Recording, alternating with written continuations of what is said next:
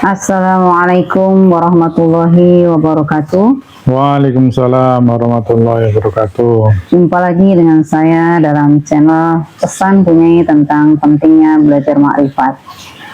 Kali ini saya tetap berkolaborasi dengan Mbah Munajat Karimullah. Yang ingin saya sampaikan pada bahasan kali ini yaitu melanjutkan bahasan sebelumnya tentang rukun Islam yang kedua. Yang kemarin rukun Islam yang pertama yaitu bersyahadat.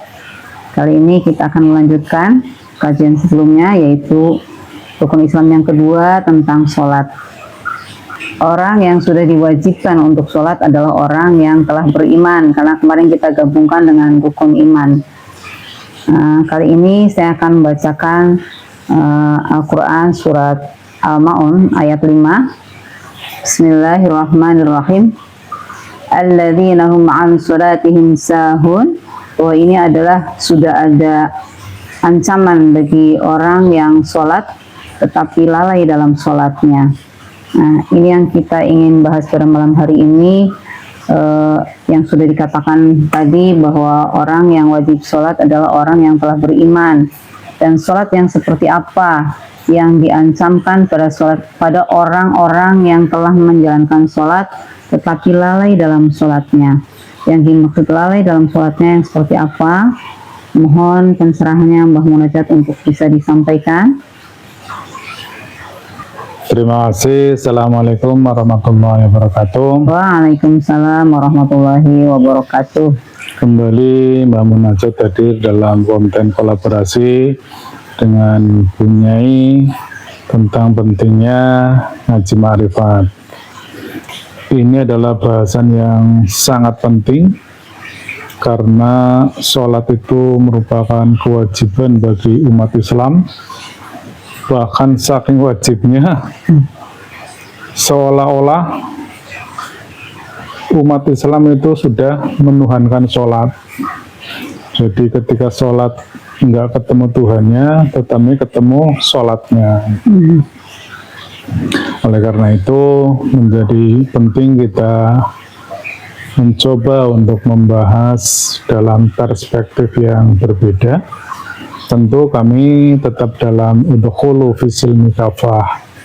Pembahasan sholat dalam perspektif syariat sudah sangat banyak dan tentunya kami amat tidak mumpuni kalau harus ikut-ikutan di syariat. Kebetulan kami dari Majelis Zikir Torekot Naqsabandiyah Khalidiyah Nusantara, sebuah torekot arwahi, sehingga bahasan kami lebih kepada eksplorasi di ruhaniyah kita.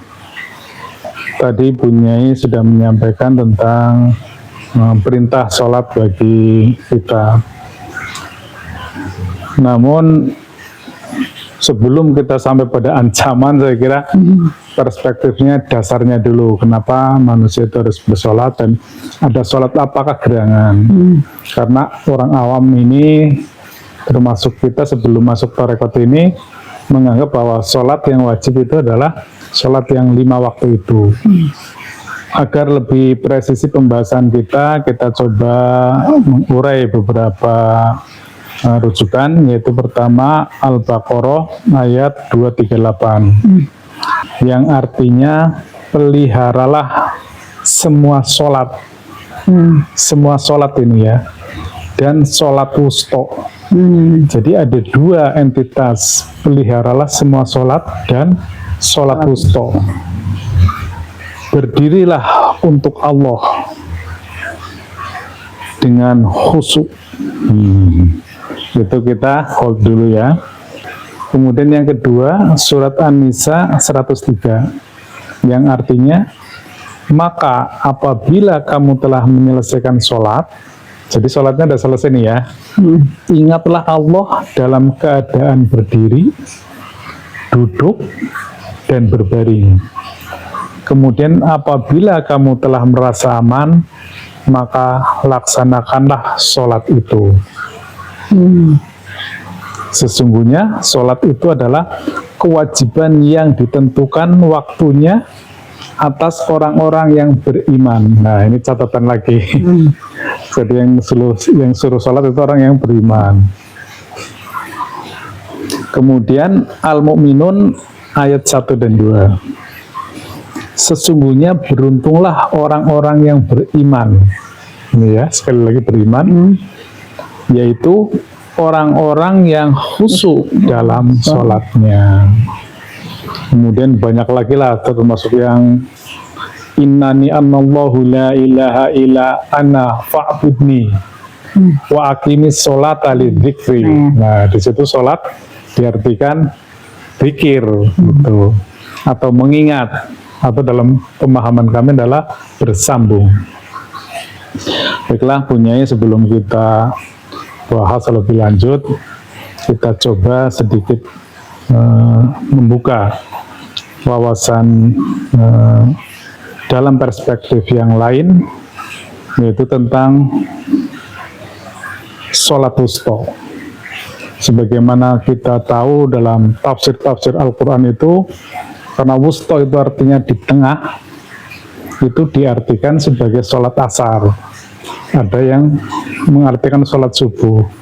Jadi karena sholatnya ada 5, yang tengah-tengahnya itu yang mana? Ini kan istilahnya diperdebatkan sampai pingsan pun tidak akan ketemu kan ya, karena satunya di mana kan kita nggak tahu itu. Jadi ada 5, diambil yang tengah-tengah. Itu saya kira pemahaman yang terlalu dasarnya tidak kuat dan tidak logis, saya kira. Jadi kita mencoba mengurai dari perspektif tasawuf. Dalam perspektif tasawuf, wusta itu kan artinya tengah. Tengah itu bisa berarti adalah itu kolbu atau ruhani kita, karena dalam tubuh kita dia berada di tengah-tengah. Kemudian makna yang kedua, tengah itu adalah kita berada dalam ordinat zero atau ordinat 0,00. Itulah gelombang mutlak, itulah gelombang ketuhanan. Jadi ketika kesadaran manusia ada di titik ordinat 0,00, berarti kesadaran manusia itu sudah ada dalam kesadaran ketuhanan. Apakah ini lebih menarik pemahaman dari perspektif tasawuf? Kami persilakan pemirsa untuk mencernanya. Namun dalam tafsir umum, sholat wusta diartikan sebagai sholat asar. Padahal tekstualnya itu 2 entitas yang berbeda. Peliharalah semua sholat dan sholat wusta. Jadi ada 2 entitas yang berbeda. Kemudian berikutnya yang ingin kami elaborasi yaitu tentang syaratnya bagi orang yang sholat, yaitu orang yang beriman, sebagaimana An-Nisa 103 dan Al-Mu'minun ayat 1 dan 2. Dan lebih tegasnya lagi di Al-Mu'minun kemudian, yaitu orang-orang yang khusyuk sholatnya. Artinya orang yang khusyuk hanya bagi orang yang beriman.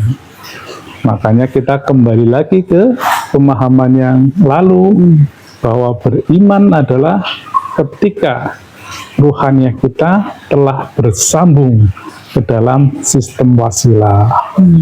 Sistem wasilah adalah sebuah sistem kebersambungan ruhani manusia dengan Tuhannya yang melalui adaptor dimensional, yaitu ruhani Rasulullah.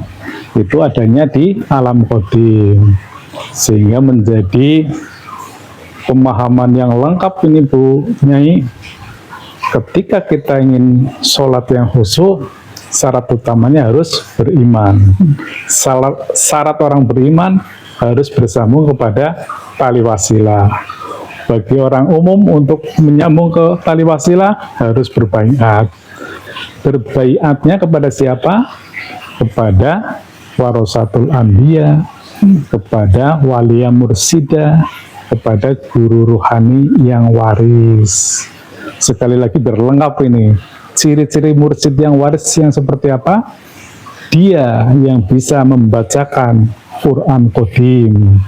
Dan yang kedua, dia bisa menyambungkan ruhani kita ke dalam sistem wasilah. Demikian Bu Nyai, semoga sudah lengkap.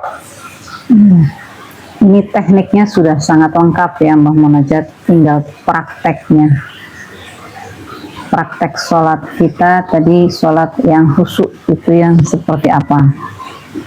Tadi setelah kita tersambung, maka pelaksanaannya itu kan as-sholatu lidzikri, kan gitu ya. Berarti sholat yang mengingat. Nah, ini bisa langsung sholat atau ada sistem atau tahap-tahapannya Mbah Mun? Ya, tahap pertama kita berbaiat kepada mursyid yang waris, sehingga kita akan bersambung kepada sistem wasilah. Ketika kita sudah bersambung ke sistem wasilah, maka kita tinggal melakukan internalisasi, pengintensifan agar ketersambungan kita itu lebih permanen. Atau dalam bahasa teknikalnya, bagaimana kita mampu beradaptasi dengan gelombang ruhani guru mursyid. Nah, prakteknya dalam sholat itu relatif lebih mudah itu. Jadi ketika kita sholat, kita mempersambungkan ruhani kita dengan ruhani guru mursyid itu. Karena gelombang kita itu belum bisa menangkap gelombang tali wasilah itu. Jadi kita ngikut ke gelombangnya guru mursyid. Sampai pada suatu saat kita sudah mengenal betul ke tali wasilah, pasti guru mursyid akan mengizinkan kita untuk bersolo karir lah istilahnya, silakan mempersambungkan diri. Dan ini akan dipahamkan sesungguhnya itu. Makanya mungkin pemirsa ada yang kenal itu ya, ada yang namanya sholat daim. Karena sholat wusta itu juga dinamakan sholat daim, yaitu sholat yang permanen, sholat yang tidak ada putusnya, sholat yang kesadaran kita, kebersambungan kita itu tidak terputus. Dan hanya melalui ruhani itu memungkinkan Bu Nyai.